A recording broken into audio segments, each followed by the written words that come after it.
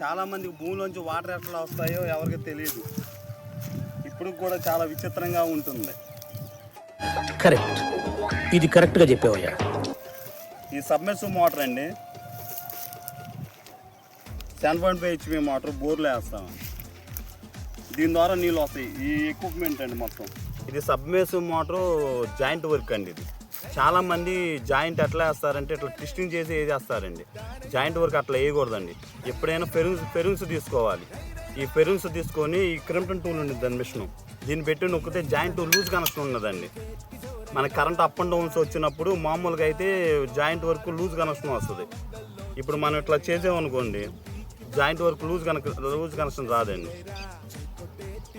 ఇదంతా చాలా పర్ఫెక్ట్గా ఉండిద్దండి.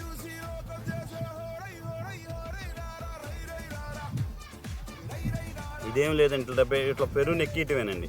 ఎక్కించిన తర్వాత మనం క్రింప్టన్ టూల్ తీసుకోవాలండి. క్రింప్టన్ టూల్ తీసుకొని జాయింట్ని అట్లా ప్రెస్, జాయింట్ వర్క్ అనేది లూజ్ కనెక్షన్ రాదండి. ఇక ఇదిగోండి ఇట్లా ఉంటుందండి, స్టాండర్డ్గా ఉండేది. ఇది ఇట్లా జాయింట్లు వేయాలండి. వేసిన తర్వాత ఇట్లా టేప్ వేసుకోవాలి. మనం ఎక్కువగా 4-5 కలర్స్ టేపులు ఉంటాయండి. బ్లాక్ టేప్ వేసుకోవాలండి. బ్లాక్ టేప్ వేస్తే ఏమైందంటే లోన లూజ్ కనెక్షన్ ఏమి ఉండదండి. తర్వాత పచ్చి రబ్బర్ అండి, పచ్చి రబ్బర్ వేసుకోవాలి.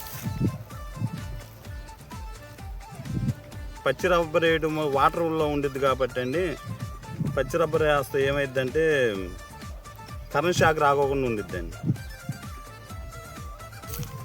ఇది వాటర్లోకి వెళ్ళిపోద్దండి జాయింట్ వరకు. వాటర్లోకి వెళ్ళిపోయినప్పుడు మనకు కరెంట్ షాక్ రాకోకుండా దీన్ని పచ్చి రబ్బర్ అంటారండి. ఇది పచ్చి రబ్బర్ వేసుకోవాలి. ఇట్లా వేసుకుంటే కరెంట్ సప్లై మనకి రాదండి.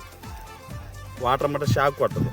వాటర్ పంపు అండి, మోటార్ పైన ఉండిద్ది. ఈ పంపు ద్వారానే మనకు వాటర్ వస్తాయి పైకి.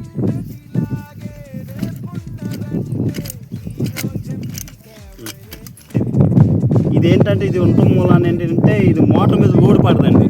ఒకేసారి మోటార్ వచ్చి మోటార్ కట్టేం కానీ లోడ్ మొత్తం వచ్చి మోటార్ మీద పడుకోకుండా పైన కుండ పీస్తామండి. ఇది ఓన్లీ సిఆర్ఐకే ఉందండి. ఇది సబ్మెర్సిబుల్ మోటార్లో వాటర్ పోయాలి. దీంట్లో మినరల్ వాటర్ మటుకు పోయకూడదండి. బోరు వాటర్ కానీ, పంపు వాటర్ కానీ, కాలువల వాటర్ పోయి. బోరు మినరల్ వాటర్ పోస్తే ఏమైందంటే బుష్లు తొందరగా అరిగిపోతున్నాయండి. ఇట్లా ఫుల్గా వాటర్ పోసుకోవాలండి. దీంట్లో పోసిందా ఈ బెజ్జలో వచ్చే వరకు మనం వాటర్ పోస్తూనే ఉండాలండి. పోసిన తర్వాత ఇక డమ్మీలకి గ్రీజ్ రాయాలండి. గ్రీజ్ రాసి టైట్ వేసుకోవాలి. గ్రీజ్ రాయాలి. గ్రీజ్ రాస్తే ఏమైందంటే రేపొద్దున ఫ్యూచర్లో మనం ఇప్పుడు మోటార్ తీసుకునేటప్పుడు ఫ్రీగా వస్తాయండి. లేదా డమ్మీలు అనేవి ఊడవండి. ఇవి శుభ్రంగా చక్కగా బుష్కి రాసుకుంటే ఫ్రీగా వస్తాయండి. చాలామంది గ్రీజ్ రాయారండి. గ్రీజ్ రాయక వాటర్లో ఉండిద్ది కదా, తుప్పు తినేసేస్తాయండి. దీని మూలాన్ని పుల్లీలు పగిలిపోతాయి, కవర్లు పగిలిపోతాయి.